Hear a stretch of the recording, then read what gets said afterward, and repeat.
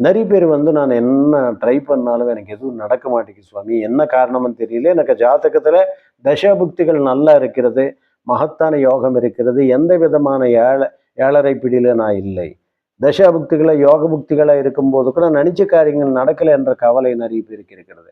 அதாவது உங்களுடைய ஜென்ம ஜாதகத்துல என்ன நிலைகள் இருக்கிறது ஃபர்ஸ்ட் நீங்க புரிந்து கொள்ள வேண்டும்.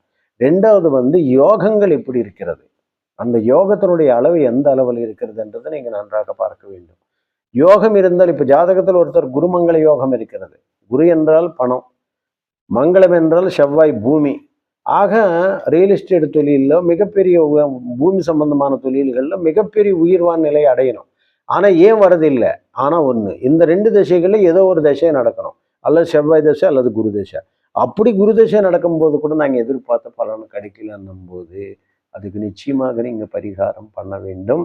அந்த பரிகாரங்கள் மூலமா மேற்கொண்டு நீங்க உன்னத நிலைகள் அடைவீர்கள்.